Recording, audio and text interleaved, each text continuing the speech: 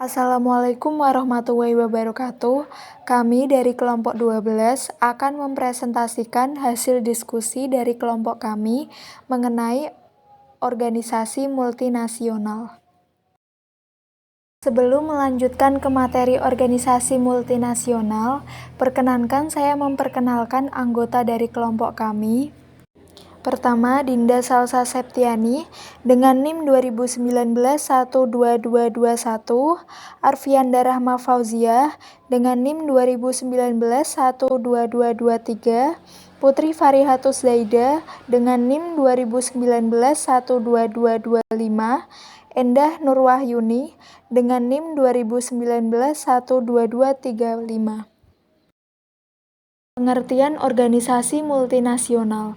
Organisasi multinasional adalah perusahaan atau organisasi yang selain beroperasi secara domestik, bertindak sebagai perusahaan induk, juga mempunyai hubungan afiliasi dengan perusahaan-perusahaan di negara lain.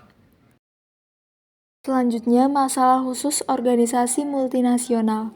Yang pertama, perbedaan budaya. Sebuah organisasi multinasional akan beroperasi di banyak negara dan harus siap menghadapi perbedaan budaya. Seiring dengan koordinasi dan pengendalian yang dilakukan oleh kantor pusat terhadap anak-anak perusahaannya, menurut Hofstede, budaya dapat berbeda pada 4 dimensi. Yang pertama, jangkauan kekuasaan. Yang kedua, individualisme. Yang ketiga, menghindari ketidakpastian. Yang keempat, maskulinitas atau feminitas. Masalah yang kedua, harga transfer. Harga transfer untuk barang, jasa, dan teknologi merupakan salah satu dari perbedaan besar yang terjadi antara pengendalian manajemen operasi domestik dan luar negeri. Namun, dalam operasi luar negeri dibutuhkan beberapa pertimbangan penting lainnya untuk dapat sampai kepada suatu harga transfer. Masalah yang ketiga yaitu nilai tukar. Nilai tukar adalah harga dari sebuah mata uang jika dibandingkan dengan mata uang yang lainnya. Nilai tukar yang biasa ditawarkan disebut nilai tukar nominal. Nilai tukar spot adalah nilai tukar nominal yang berlaku pada satu hari tertentu. Nilai tukar real adalah nilai tukar spot setelah penyesuaian perbedaan inflasi antara dua negara yang dihitung. Nilai tukar forward, yaitu nilai tukar hari ini yang dapat digunakan menjadi dasar penyelesaian suatu transaksi yang terjadi di suatu waktu di masa depan. Apabila menggunakan penawaran langsung, jika jumlah dolar yang dibutuhkan mengalami kenaikan, maka dolar tersebut dikatakan telah mengalami depresiasi relatif terhadap mata uang asing, sedangkan peristiwa kebalikannya disebut dengan apresiasi. Timbangan yang perlu diperhatikan dalam penetapan harga transfer untuk perusahaan multinasional. Yang pertama, perpajakan. Yang kedua, peraturan pemerintah. Yang ketiga, tarif. Yang keempat, pengendalian devisa. Yang kelima, akumulasi dana. Dan yang terakhir, joint venture. Penggunaan metode harga transfer. Pada gambar di samping, yaitu tampilan 15.1 memperlihatkan metode harga transfer yang digunakan oleh sebuah contoh perusahaan multinasional yang memiliki kantor di Kanada, Jepang, Inggris, dan Amerika Serikat untuk pengiriman antar perbatasan mereka. Pertimbangan hukum. Hampir semua negara melakukan beberapa pembatasan pada fleksibilitas perusahaan dalam menetapkan harga transfer untuk transaksi dengan anak-anak perusahaan di luar negeri. Alasannya adalah untuk mencegah perusahaan multinasional melakukan penghindaran pajak penghasilan di negara tuan rumah. Pertimbangan hukum. Ada dua wajib pajak, yaitu yang pertama wajib pajak yang sepengendali, yaitu perusahaan yang dapat mengendalikan transaksi yang terjadi antara pusat keuntungannya di dalam negeri dan luar negeri. Dua, wajib pajak yang tidak sepengendali, yaitu entitas independen yang melakukan transaksi satu sama lain secara sesuai dengan prinsip ekonomi yang wajar. Section 482 memberikan aturan-aturan untuk menentukan harga transfer pada penjualan antar anggota dari kelompok yang sepengendali. Terdapat 3 metode, yaitu 1. Metode perbandingan dengan harga tidak sepengendali, yaitu harga yang wajar dapat dipastikan dari penjualan barang atau jasa yang dapat diperbandingkan antara perusahaan multinasional dan pelanggan yang tidak memiliki hubungan istimewa atau antara dua perusahaan yang masing-masing tidak saling memiliki hubungan istimewa. Gambaran skematis yaitu harga transfer sama dengan harga yang digunakan dalam penjualan tidak sepengendali yang sebanding ditambah atau dikurangi penyesuaian. Kedua, metode harga jual kembali. Dalam metode ini, wajib pajak bekerja mundur dari harga penjualan final pada saat kekayaan yang dibeli dari perusahaan afiliasi dijual kembali dalam sebuah penjualan tidak sepengendali. Gambaran skematis, harga transfer sama dengan harga jual kembali yang berlaku dikurangi markup yang memadai ditambah atau dikurangi penyesuaian. Ketiga, metode biaya plus. Menurut metode ini, yang menjadi prioritas terendah di antara ketiga metode yang diuraikan, titik awal untuk menentukan harga yang wajar adalah biaya untuk memproduksi produk dihitung menurut praktik akuntansi yang benar. Ke dalam biaya ini ditambahkan laba kotor yang wajar yang dinyatakan dalam persentase tertentu dari biaya dan didasarkan pada penjualan tidak sepengendali yang serupa yang dilakukan oleh pihak penjual atau penjual lain atau tingkat yang berlaku untuk industri tersebut.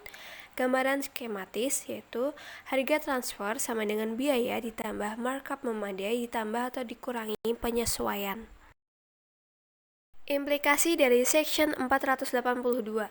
Dari sudut pandang pengendalian manajemen, terdapat dua implikasi penting dari Section 482 yang masing-masing dibahas di bawah ini. 1. Meskipun terdapat pembatasan hukum terhadap fleksibilitas perusahaan dalam menentukan harga transfer, namun masih terdapat cukup ruang gerak di dalam pembatasan ini. 2. Dalam situasi tertentu, pembatasan hukum dapat mendikte jenis-jenis harga transfer yang harus diterapkan. Ruang gerak dalam harga transfer. Ada dua kebijakan ekstrim dalam menangani masalah ini. Beberapa perusahaan mengizinkan anak perusahaan berurusan satu sama lain sesuai dengan prinsip ekonomi yang wajar dan membiarkan dampak akibat pajak serta tarif apa adanya.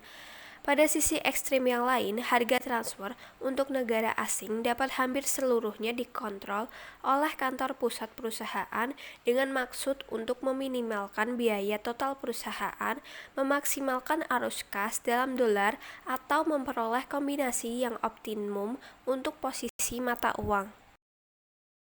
Pembatasan hukum dalam sistem harga transfer. Di dalam situasi tertentu, pembatasan hukum dapat meminta digunakannya sistem harga transfer tertentu atau sebuah sistem transfer yang disukai untuk tidak digunakan. Dalam situasi yang lain, pendekatan full cost yang implisit dalam Section 482 dapat membatasi kemampuan perusahaan untuk mentransfer beberapa produk kurang dari full cost-nya. Pada kepentingan minoritas, ketika kepentingan minoritas ikut terlibat, fleksibilitas manajemen puncak dalam mendistribusikan laba antara anak-anak perusahaan dapat sangat dibatasi karena pihak minoritas mempunyai hak hukum untuk memperoleh pembagian yang adil dari laba perusahaan. Dalam kasus ini, anak perusahaan harus sebisa mungkin melakukan transaksinya secara wajar. Nilai tukar. Nilai tukar merupakan harga dari sebuah mata uang jika dibandingkan dengan mata uang yang lainnya. Hal ini dapat dinyatakan baik sebagai jumlah unit dari mata uang negara induk perusahaannya yang diperlukan untuk membeli satu unit mata uang asing atau kita sebut dengan penawaran langsung, atau sejumlah unit mata uang asing yang diperlukan untuk membeli satu unit mata uang induk perusahaan yang disebut dengan penawaran tidak langsung. Nilai tukar yang biasanya ditawarkan disebut dengan nilai tukar nominal. Nilai tukar nominal yang berlaku pada satu hari tertentu disebut dengan nilai tukar spot, dan nilai tukar spot setelah penyesuaian perbedaan inflasi antara dua negara yang dihitung disebut dengan nilai tukar real. Ada juga nilai tukar forward, yaitu di mana nilai tukar hari ini dapat digunakan menjadi dasar penyelesaian suatu transaksi yang terjadi di suatu masa depan. Sejak terjadinya evolusi sistem nilai tukar mengambang pada awal tahun 1970-an, terdapat pergerakan yang substansial di dalam nilai tukar real. Dalam artian, yang paling luas perubahan yang terjadi pada nilai tukar real akan menimbulkan perubahan di dalam kompetitifannya biaya perusahaan manufaktur domestik terhadap pesaing asingnya.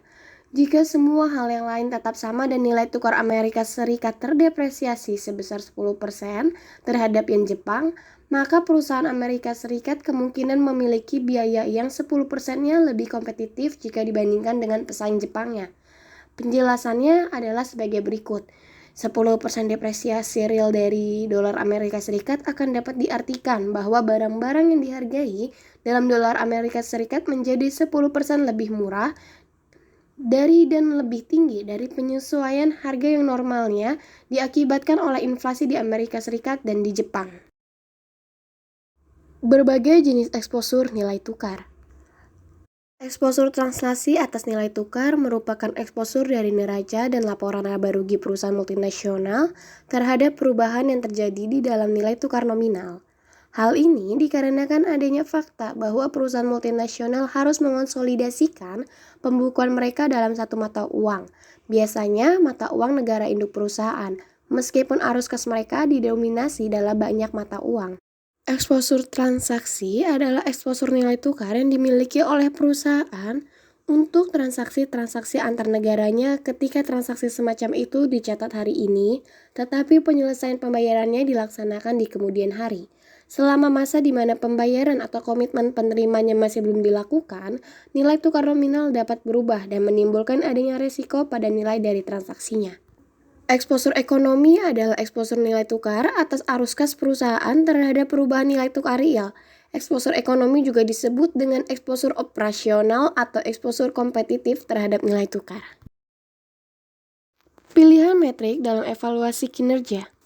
Hampir semua responden memiliki sistem evaluasi performa kinerja yang membandingkan aktual terhadap anggarannya dalam menilai kinerja anak perusahaan.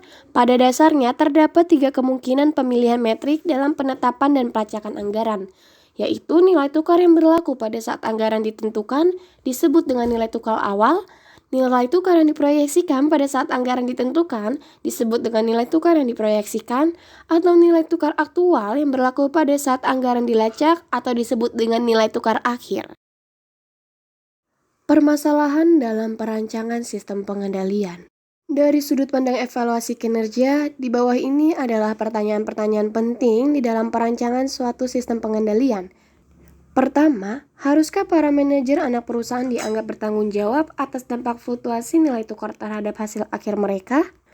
Yang kedua, haruskah induk perusahaan menggunakan mata uang negara induk perusahaan atau haruskah mereka menggunakan mata uang lokal dalam evaluasi kinerjanya?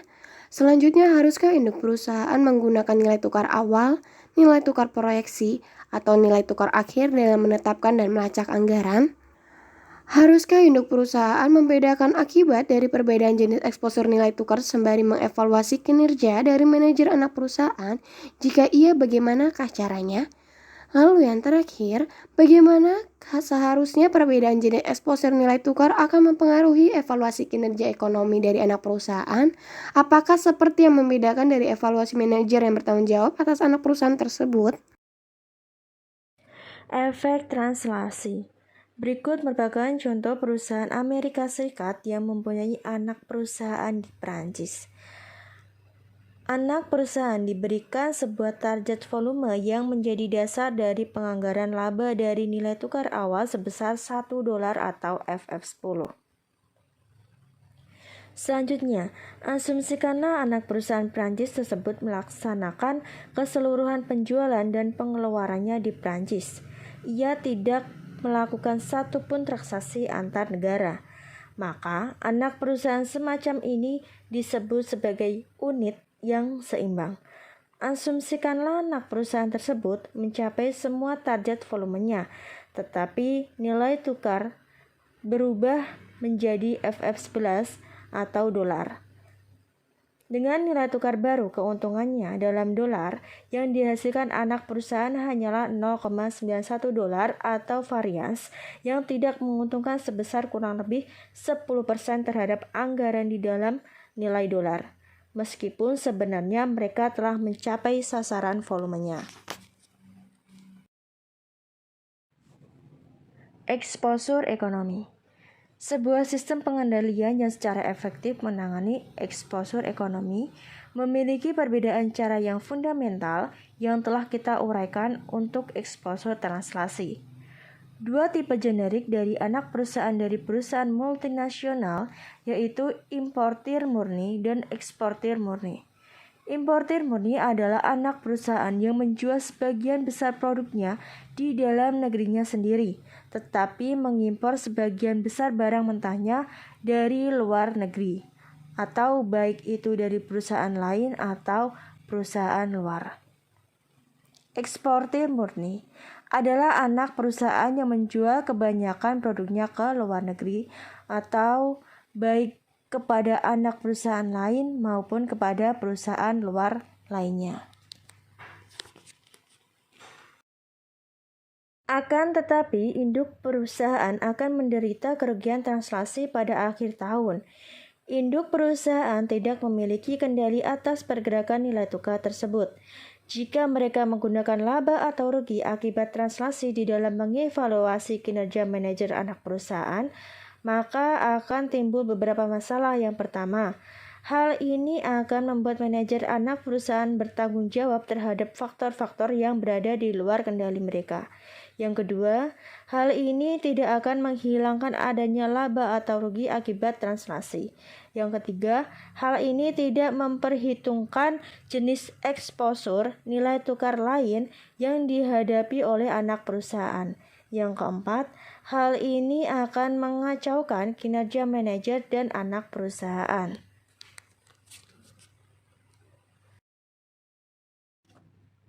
Efek transaksi. Pendekatan mendasar dalam menangani eksposur transaksi adalah dengan menggunakan strategi lindung nilai mata uang asing yang tepat. Lindung nilai adalah praktik yang berlaku umum di dalam perusahaan. Sebagai contoh, kapan saja perusahaan membeli asuransi, secara tidak langsung perusahaan tersebut tengah melakukan transaksi lindung nilai internasional, dan hal itu dipergunakan sebagai cara untuk mengatasi efek dari eksposur transaksi. Teknik lindung nilai yang umum menggunakan pasar transaksi forward dan masa depan, juga pasar opsi valuta asing. Transaksi lindung nilai mungkin paling banyak dilakukan pada tingkat induk perusahaan, daripada menggunakan izin kepada masing-masing anak perusahaan untuk melakukannya.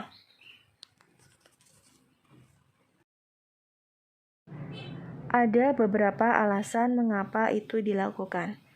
Yang pertama, banyak perusahaan multinasional terdapat utang dan piutang di berbagai bagian dari keseluruhan perusahaan yang tentu saja dapat melakukan lindung nilai satu sama lain.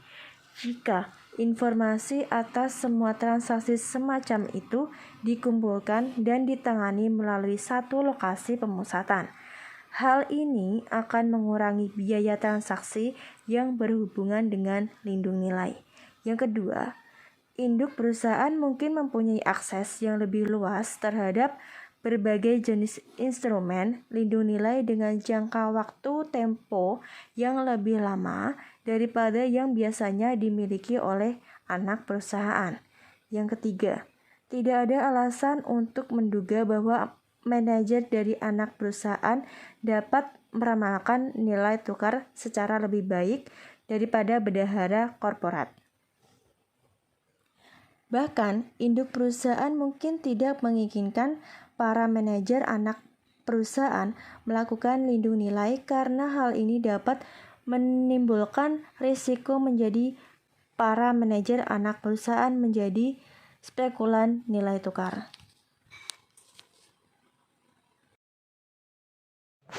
Pertimbangan manajemen. Dalam mendesain sistem evaluasi kinerja anak perusahaan multinasional, perusahaan dapat menggunakan pedoman-pedoman berikut ini.